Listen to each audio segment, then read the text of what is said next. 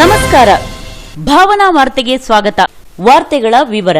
ಶ್ರೀ ಕ್ಷೇತ್ರ ಬಂಗಾರಮಕ್ಕಿಯ ಧರ್ಮಾಧಿಕಾರಿಗಳಾದ ಶ್ರೀ ಮಾರುತಿ ಗುರೂಜಿಯವರ ದಿವ್ಯ ಉಪಸ್ಥಿತಿಯಲ್ಲಿ ಸಾಂಸ್ಕೃತಿಕ ಕುಂಭ ಮಲೆನಾಡು ಉತ್ಸವ 2017ರ ಚತುರ್ಥ ದಿನದ ಕಾರ್ಯಕ್ರಮದ ಉದ್ಘಾಟನೆಯನ್ನು ವ್ಯವಸ್ಥಾಪಕ ನಿರ್ದೇಶಕರು ಸೇಫ್ ಸ್ಟಾರ್ ಗ್ರೂಪ್ ಹೊನ್ನಾವರದ ಶ್ರೀ ಜಿಜಿ ಶಂಕರ್ ಅವರು ದೀಪವನ್ನು ಬೆಳಗುವುದರ ಮೂಲಕ ಕಾರ್ಯಕ್ರಮಕ್ಕೆ ವಿದ್ಯುಕ್ತ ಚಾಲನೆ ನೀಡಿದರು.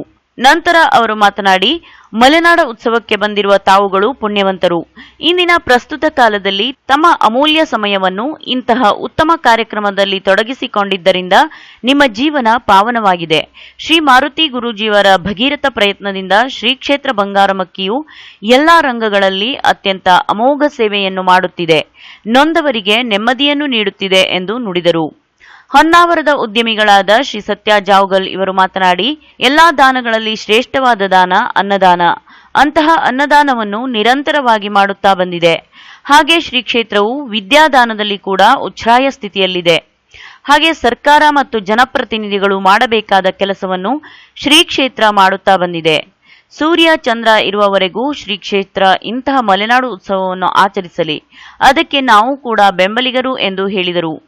ಹೊನ್ನಾವರದ ಭಾವನಾ ಟಿವಿಯ ಮುಖ್ಯಸ್ಥರಾದ ಭವಾನಿ ಶಂಕರ್ ಅವರು ಮಾತನಾಡಿ, ಶ್ರೀ ಕ್ಷೇತ್ರವು ಶೈಕ್ಷಣಿಕ ಅಭಿವೃದ್ಧಿಗೆ ಹೆಚ್ಚಿನ ಒತ್ತನ್ನು ನೀಡುತ್ತಿದೆ. ಶ್ರೀ ಕ್ಷೇತ್ರದ ರೆಸಿಡೆನ್ಸಿಯಲ್ ಸ್ಕೂಲ್ನಲ್ಲಿ ಓದುತ್ತಿದ್ದ ಒಬ್ಬ ವಿದ್ಯಾರ್ಥಿಯು ರಾಜ್ಯ ಮಟ್ಟದಲ್ಲಿ ಪ್ರಥಮ ಸ್ಥಾನ ಪಡೆದದ್ದು ಶ್ರೀ ಕ್ಷೇತ್ರಕ್ಕೆ ಒಳ್ಳೆಯ ಹೆಸರನ್ನು ನೀಡಿದೆ ಎಂದು ಹೇಳಿದರು. ಪತ್ರಕರ್ತ ಕೃಷ್ಣಮೂರ್ತಿ ಹೆಬ್ಬಾರ್ರವರು ಮಾತನಾಡಿ, ಒಳ್ಳೆಯದನ್ನು ಪ್ರೋತ್ಸಾಹಿಸಿದ ಭಾವಜೀವಿಗಳು ಗುರೂಜಿಯವರು ಎಂಬುದನ್ನು ಚೀನಾದ ಒಂದು ಕಥೆಯನ್ನು ನಿದರ್ಶನವಾಗಿ ನೀಡುವುದರ ಮೂಲಕ ಪರಮ ಪೂಜ್ಯ ಮಾರುತಿ ಗುರೂಜಿಯವರನ್ನು ಮರದ ಬೇರಿಗೆ ಹೋಲಿಸಿದ್ದಾರೆ. ಅಂದರೆ ಬೇರು ಹೇಗೆ ಒಂದು ಮರಕ್ಕೆ ಆಧಾರವೋ ಹಾಗೆ ಮಾರುತಿ ಗುರೂಜಿಯವರು ನಮಗೆಲ್ಲ ಆಧಾರವಾಗಿದ್ದಾರೆ. ಶ್ರೀ ಮಾರುತಿ ಗುರೂಜಿಯವರ ಈ ಬದುಕು ಒಬ್ಬ ತಾಯಿಯ ಪ್ರಸವ ವೇದನೆಯ ನೋವಿದ್ದ ಹಾಗೆ. ಶ್ರೀ ಮಾರುತಿ ಗುರೂಜಿಯವರು ತಾಯಿ ಇದ್ದ ಹಾಗೆ, ನಮ್ಮೆಲ್ಲರ ರಕ್ಷಕರಾಗಿದ್ದಾರೆ ಎಂದರು. ಶ್ರೀ ಕ್ಷೇತ್ರದ ಧರ್ಮಾಧಿಕಾರಿಗಳಾದ ಶ್ರೀ ಮಾರುತಿ ಗುರೂಜಿಯವರು ನೆರೆದಿರುವ ಸರ್ವ ಭಕ್ತ ವೃಂದವನ್ನು ಉದ್ದೇಶಿಸಿ, ಸಮಸ್ಯೆಯನ್ನು ಸವಾಲಾಗಿ ಸ್ವೀಕರಿಸೋಣ, ಸವಾಲುಗಳನ್ನು ಸುಲಭವಾಗಿ ಪರಿಹರಿಸೋಣ. ಹಳೆಯ ಆಚಾರ ವಿಚಾರ ಪದ್ಧತಿಗಳನ್ನು ಇಂದು ನಾವು ಮರೆಯುತ್ತಿದ್ದೇವೆ. ಉತ್ಸವವು ಸಮಾಜಕ್ಕೆ ಆದರ್ಶವಾಗಬೇಕು, ಏಕೀಕರಣಕ್ಕೆ ನಾಂದಿಯಾಗಬೇಕು. ಇಲ್ಲವಾದರೆ ಅದು ತನ್ನ ಅರ್ಥವನ್ನು ಕಳೆದುಕೊಳ್ಳುತ್ತದೆ. ಉತ್ಸವವು ಮೂಲತತ್ವ ಸತ್ವವನ್ನು ಬಿಟ್ಟು ಹೋಗಬಾರದು ಎಂದು ಆಶೀರ್ವಚನ ನೀಡಿದರು. ಅಜಿತ್ ನಾಡಿಗ್ರವರ ಪ್ರಾಸ್ತಾವಿಕ ನುಡಿಯೊಂದಿಗೆ ಕಾರ್ಯಕ್ರಮಕ್ಕೆ ಆಗಮಿಸಿರುವ ಸರ್ವರನ್ನು ಸ್ವಾಗತಿಸಿದರು. ಕಾರ್ಯಕ್ರಮದ ನಿರ್ವಹಣೆಯನ್ನು ಶ್ರೀಮತಿ ಕಲ್ಪನಾ ಹೆಗಡೆ ಹೊನ್ನಾವರಿಯವರು ನಿರ್ವಹಿಸಿದರು. ಸಭೆಗೆ ಆಗಮಿಸಿರುವ ಗಣ್ಯಾಧಿಗಣ್ಯರನ್ನು ಶ್ರೀ ಗಣಪತಿ ಹೆಗಡೆ ವಂದಿಸಿದರು. ನಂತರ ವಿವಿಧ ಕಲಾವಿದರಿಂದ ಸಾಂಸ್ಕೃತಿಕ ಕಾರ್ಯಕ್ರಮಗಳು ನಡೆಯಿತು.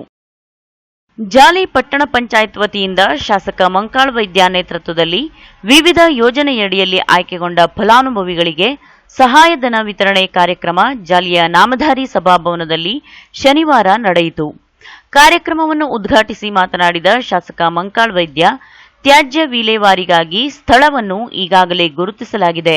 ಪರಿಶಿಷ್ಟ ಜಾತಿ, ಪರಿಶಿಷ್ಟ ಪಂಗಡ, ಇತರೆ ಹಿಂದುಳಿದ ಸಮುದಾಯಕ್ಕೆ ಅಡುಗೆ ಅನಿಲ ವಿತರಣೆಯ ಅವಕಾಶವಿರುವುದು ರಾಜ್ಯದ ಚಾಮರಾಜನಗರ ಬಿಟ್ಟರೆ ಉತ್ತರ ಕನ್ನಡ ಜಿಲ್ಲೆ ಮಾತ್ರ.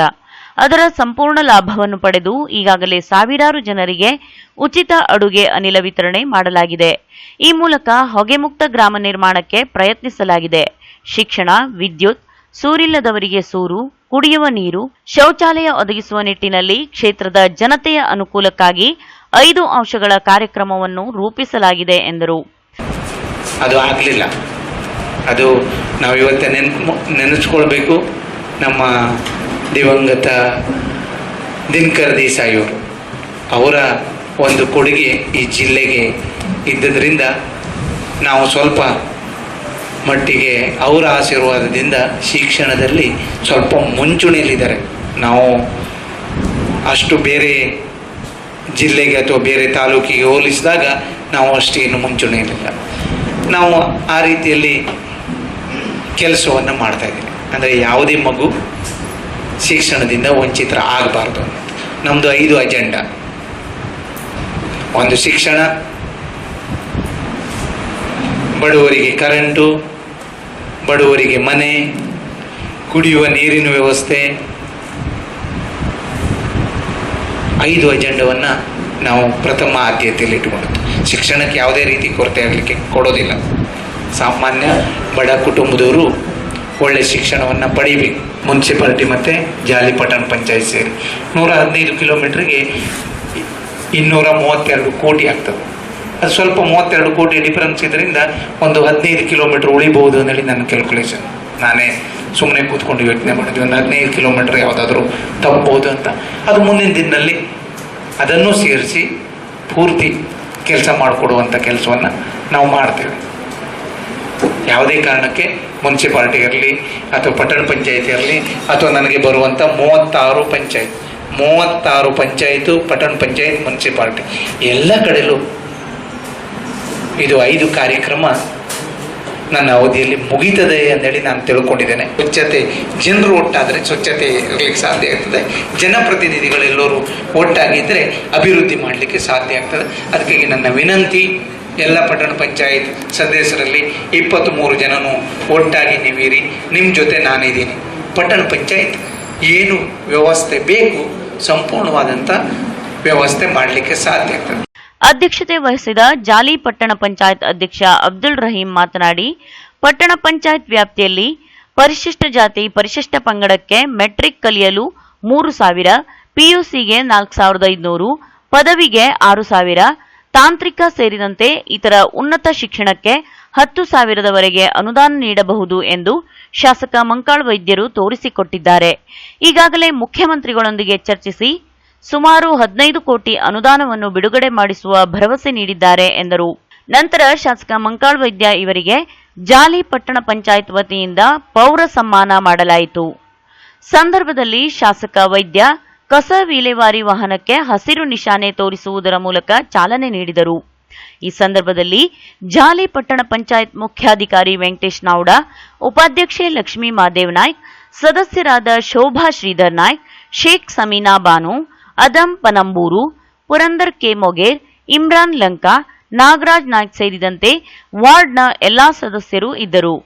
ಶಿಕ್ಷಕ ಶ್ರೀಧರ್ ಶೇಟ್ ಕಾರ್ಯಕ್ರಮ ನಿರೂಪಿಸಿದರೆ, ನಾರಾಯಣ್ ನಾಯ್ಕ್ ವಂದಿಸಿದರು. ಅಬ್ದುಲ್ ರಹೀಂ ಪ್ರಾಸ್ತಾವಿಕ ಮಾತನಾಡಿದರು. ಅಕ್ರಮ ಮರಳುಗಾರಿಕೆ ಹಾಗೂ ಜಿಲ್ಲಾಧಿಕಾರಿ ಮತ್ತು ಸಹಾಯಕ ಆಯುಕ್ತರಿಗೆ ಕೊಲೆ ಯತ್ನ ಪ್ರಕರಣದಲ್ಲಿ ಅಮಾಯಕರನ್ನು ಬಂಧಿಸಲಾಗಿದೆ ಎಂದು ಆರೋಪಿಸಿದ ಮಹಿಳೆಯರು ಕುಂದಾಪುರ ಠಾಣೆಗೆ ಮುತ್ತಿಗೆ ಹಾಕಿದ ಘಟನೆ ಶನಿವಾರ ರಾತ್ರಿ ಕುಂದಾಪುರದಲ್ಲಿ ನಡೆದಿದೆ. ಏಪ್ರಿಲ್ 2ರಂದು ಮಧ್ಯರಾತ್ರಿಯಲ್ಲಿ ಜಿಲ್ಲಾಧಿಕಾರಿ ನೇತೃತ್ವದ ತಂಡ ಅಕ್ರಮ ಮರಳುಗಾರಿಕಾ ಅಡ್ಡೆಗೆ ದಾಳಿ ನಡೆಸಿದ ಸಂದರ್ಭ ಹಲ್ಲೆ ನಡೆಸಿ ಜಿಲ್ಲಾಧಿಕಾರಿಗಳು ಹಾಗೂ ಸಹಾಯಕ ಆಯುಕ್ತಿಗೆ ಕೊಲೆ ನಡೆಸಲು ಯತ್ನಿಸಿದ್ದ ಪ್ರಕರಣದಲ್ಲಿ ಮತ್ತೆ ಪೊಲೀಸರು ಎಡವಿದ್ದಾರೆ ಎಂಬುದಾಗಿ ಮಹಿಳೆಯರು ತಮ್ಮ ಆಕ್ರೋಶವನ್ನು ವ್ಯಕ್ತಪಡಿಸಿದ್ದಾರೆ. ಪ್ರಕರಣಕ್ಕೆ ಸಂಬಂಧಿಸಿದಂತೆ ಶನಿವಾರ ಸಂಜೆ ಬಲ್ಲ ಮಾಹಿತಿಗಳನ್ನು ಆಧರಿಸಿದ ಪೊಲೀಸರು 4 ಯುವಕರನ್ನು ಬಂಧಿಸಲಾಗಿತ್ತು. ಆದರೆ ಬಂಧಿತ ಯುವಕರು ಅಕ್ರಮ ಮರಳುಗಾರಿಕೆಯಲ್ಲಾಗಲಿ ಅಥವಾ ಹಲ್ಲೆ ಪ್ರಕರಣದಲ್ಲಿಯಾಗಲಿ ಭಾಗವಹಿಸಿಲ್ಲ. ಕೆಲವರು ವಿದೇಶದಲ್ಲಿದ್ದು ರಜೆಗಾಗಿ ಊರಿಗೆ ಬಂದಿದ್ದರು. ಇನ್ನು ಕೆಲವರು ಬೇರೆ ಕಡೆ ಉದ್ಯೋಗದಲ್ಲಿದ್ದವರು ಮದುವೆ ಕಾರ್ಯಕ್ರಮದಲ್ಲಿ ಭಾಗವಹಿಸಲು ಊರಿಗೆ ಬಂದಿದ್ದರು. ಮದುವೆ ಕಾರ್ಯಕ್ರಮ ಮುಗಿಸಿ ಬರುತ್ತಿದ್ದವರನ್ನು ಪೊಲೀಸರು ಏಕಾಏಕಿ ಬಂಧಿಸಿದ್ದಾರೆ ಎಂದು ಮಹಿಳೆಯರು ಠಾಣೆಯ ಮುಂದೆ ಆರೋಪಿಸಿದ್ದಾರೆ. ಶನಿವಾರ ಬಂಧಿತರಾದವರೆಲ್ಲರೂ ಅಮಾಯಕರಾಗಿದ್ದು ಬಡತನದ ಬೇಗೆಯಲ್ಲಿ ಉದ್ಯೋಗ ಅರಸಿ ಹೋದವರಾಗಿದ್ದಾರೆ. ಆದ್ದರಿಂದ ಅವರನ್ನು ತಕ್ಷಣ ಬಿಡುಗಡೆ ಮಾಡಬೇಕು ಎಂದು ಆಗ್ರಹಿಸಿದರು. ಹೆದರಿಗೆ ಮಕ್ಕಳು ಹೋಗಿದ್ದಾರೆ ಬಸ್ಸಿನಲ್ಲಿ. ಅವ್ರು 4 ಜನ ಪೊಲೀಸ್ 4 ಜನ ಅವ್ರು ಕರ್ಕೊಂಡು ಒಳಗೆ ಹಾಕಿದ್ದೆ. ನಾವು ಮಕ್ಕಳಿಗೆ ಎಂತದಿಲ್ಲ, ಅವ್ರು ಇಡ್ಲಿಲ್ಲ. ನಾವು ಬಡವರಿಗೆ ಮಕ್ಕಳಿಗೆ ಹಾಕಿ ಇಟ್ಟಿದ್ದಾರೆ. ಯಾರ ಹತ್ರ ನಾವು ನಮ್ಮ ಮಕ್ಕಳಿಗೆ 18 ವರ್ಷ ಆಗ್ಲಿಲ್ಲ, ಇನ್ನು ಕಾಲೇಜ್ ಹೋಗೋದು ಮಕ್ಕಳು. ನಾವು ಎಲ್ಲಿ ಹೋಗುದು? ನಾವು ರಾತ್ರಿಗೆ ಇಲ್ಲಿ ಬಂದಿದ್ರೆ ನಮ್ಗೆ ಎಲ್ಲ ಪೊಲೀಸ್ ಯಾರಿಗೂ ಹಿಡ್ಲಿಲ್ಲ. ಅವರು ಓನ್ಲಿ ನಮ್ಗೆ ಒಂದೊಂದು ಮಗು ಇರುದು. ನಾವು 10-20 ಮಕ್ಕಳು ಇಲ್ಲ, ನಂಗೆ ಒಂದೊಂದು ಮಗ ಇರೋದು. ಇವ್ರು ಜೈಲಿಗೆ ಮಲ್ಕೊಂಡು ನಾವು ಹೆಂಗೆ ಹೋಗಿ ಮಲ್ಗೋದು ಮನೆಗೆ? ನಾವು ಏನ್ ಮಾಡಿದ್ರೆ ನಮ್ಗೆ ಗೊತ್ತಾಗೋದಿಲ್ಲ. ಎಂತರ ಮಾಡಿ ನಮ್ಮ ಮಕ್ಕಳಿಗೆ ಬಿಡಿಸಿಕೊಡಿ. ಎಲ್ಲ ಅಮಾಯಕರ ಮಕ್ಕಳನ್ನು, ಎಲ್ಲ 17-18 ವರ್ಷ ಮಕ್ಕಳನ್ನು ಹಿಡಿದು ಡಿಪಾರ್ಟ್ಮೆಂಟ್ ತಂದಿದ್ದಾರೆ. ಅವರು ಯಾವುದಕ್ಕಿಲ್ಲ, ಅವರು ಹೆದ್ರಿ ಪೊಲೀಸರ ದೌರ್ಜನ್ಯವನ್ನು ಹೆದ್ರಿ ಎಲ್ಲ ಹೊಕ್ಕಣ ಮಕ್ಕಳಿಗೆ ಎಲ್ಲ ತಕೊಂಡ್ ಬರ್ತಾರೆ. ಎಲ್ಲ ಕೋರೆ ಇದ್ದವರಿಗೆ ಯಾರಿಗೆ ಹಿಡಿಲ್ಲ ಸರ್. ಯಾರು ಮಾಡಿದ್ದಾರೆ ಕೋರೆ, ಏನು ಹಿಂಗೆ ಮಾಡಿದ್ದಾರೆ ಯಾರಿಗೆ ಹಿಡಿಲ್ಲ. ಎಲ್ಲ ಅಮಾಯಕರನ್ನು ಹಿಡಿದು ಎಲ್ಲರೂ ಪೊಲೀಸರು ತಂದಿದ್ದಾರೆ. ಯಾರೆಲ್ಲ ಇದೆ ಏನೆಲ್ಲ ಇದೆ ಅವರು ಎಲ್ಲ ಮುಚ್ಚಿ ಎಲ್ಲ ಪಾಪ ಹೆಂಗಸರಿಗೆ ಎಲ್ಲ ತಂದು ಇಲ್ಲಿ ತೊಂದರೆ ಆಗ್ತಾ ಇದೆ. ಏನ್ ಮಾಡಿದ್ರೆ ಏನ್ ಡಿಪಾರ್ಟ್ಮೆಂಟ್ ಏನ್ ಮಾಡ್ತಾರೆ ಗೊತ್ತಿಲ್ಲ ಸರ್. ಇದ್ದದ್ದೆಲ್ಲರಿಗೆ ಎಲ್ಲ ಇದು ಮಾಡಿ ಇಟ್ಟಿದ್ದಾರೆ. ಪ್ರಕರಣದ ನಿಜವಾದ ಆರೋಪಿಗಳು ರಾಜಾರೋಷವಾಗಿ ತಿರುಗಾಡುತ್ತಿದ್ದರೂ ಹಣದ ಆಮಿಷಕ್ಕೆ ಬಲಿಯಾಗಿ ಅಮಾಯಕರನ್ನು ಬಂಧಿಸುತ್ತಿದ್ದಾರೆ ಎಂದು ಅವರು ಆರೋಪಿಸಿದ್ದಾರೆ. ಘಟನೆಗೆ ಸಂಬಂಧಿಸಿದಂತೆ ಈಗಾಗಲೇ 27 ಮಂದಿಯನ್ನು ಬಂಧಿಸಲಾಗಿದ್ದು, ಅದರಲ್ಲಿ 2 ಬಿಟ್ಟರೆ ಉಳಿದೆಲ್ಲರೂ ಅಮಾಯಕರೆಂದು ಹೇಳಿದ ಮಹಿಳೆಯರು ನಿಜವಾದ ಆರೋಪಿಗಳನ್ನು ಬಂಧಿಸುವುದನ್ನು ಬಿಟ್ಟು ಅಮಾಯಕರನ್ನು ಬಂಧಿಸಿರುವುದು ಸರಿಯಲ್ಲ ಎಂದು ಆರೋಪಿಸಿದ್ದಾರೆ. ಈ ಬಗ್ಗೆ ಪೊಲೀಸರು ಬಂಧಿತರನ್ನು ಬಿಡುಗಡೆಗೊಳಿಸಲು ನಿರಾಕರಿಸಿದ್ದಾರೆ. ಪರಿಣಾಮವಾಗಿ ಇಂದು ಬೆಳಿಗ್ಗೆ ಕಂಡ್ಲೂರು ಪೊಲೀಸ್ ಠಾಣೆಯ ಎದುರು ಪ್ರತಿಭಟನೆ ನಡೆಸುತ್ತೇವೆ ಎಂದು ಎಚ್ಚರಿಕೆ ನೀಡಿದ್ದಾರೆ. ಅಧಿಕಾರಿಗಳ ಮೇಲಿನ ಹಲ್ಲೆ ಖಂಡನೀಯ. ಅಕ್ರಮ ಮರಳುಗಾರಿಕೆಯು ಅಪರಾಧ. ಆದರೆ ಆರೋಪಿಗಳನ್ನು ಬಂಧಿಸದೆ ಅಮಾಯಕರನ್ನು ಬಂಧಿಸಿರುವುದು ಸರಿಯಲ್ಲ ಎಂದ ಮಹಿಳೆಯರು ನ್ಯಾಯ ದೊರಕದೇ ಇದ್ದರೆ ಉಗ್ರ ಹೋರಾಟ ನಡೆಸುತ್ತೇವೆ ಎಂದು ಎಚ್ಚರಿಸಿದ್ದಾರೆ. ನಮಗೆ ನ್ಯಾಯ ಸಿಗುವವರೆಗೂ ಹೋರಾಟ ನಡೆಸುತ್ತೇವೆ.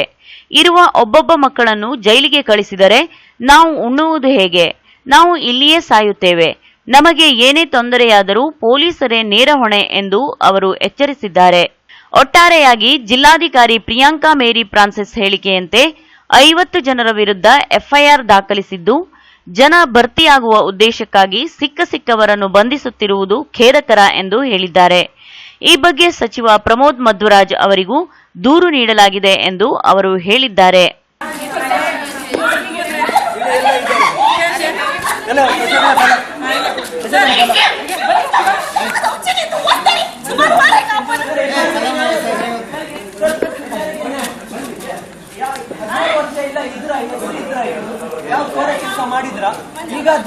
ಈಗ ಫಜಲ್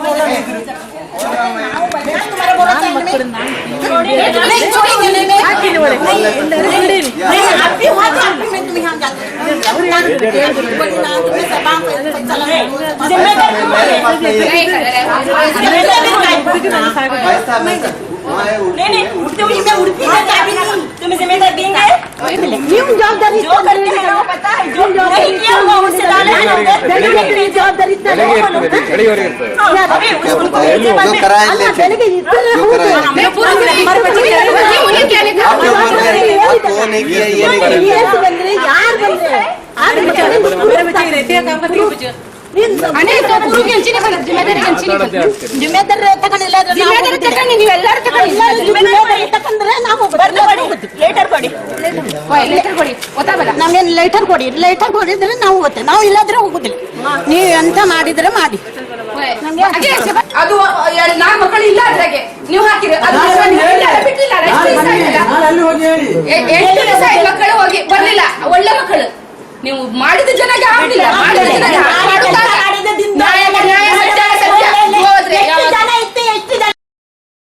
ನಿರಂತರ ರಂಜನೆ, ನಿಮ್ಮೂರಿನ ಸುದ್ದಿ ಮನೆ. ನೋಡ್ತಾ ಇರಿ ಭಾವನಾ ಟಿವಿ, ಇದು ನಿಮ್ಮ ವಾಹಿನಿ. ಇಲ್ಲಿಗೆ ಭಾವನಾ ವಾರ್ತೆ ಮುಕ್ತಾಯವಾಯಿತು. ಮತ್ತೆ ಭಾವನಾ ವಾರ್ತೆಯೊಂದಿಗೆ ಭೇಟಿಯಾಗೋಣ. ಅಲ್ಲಿಯವರೆಗೂ ನಮಸ್ಕಾರ.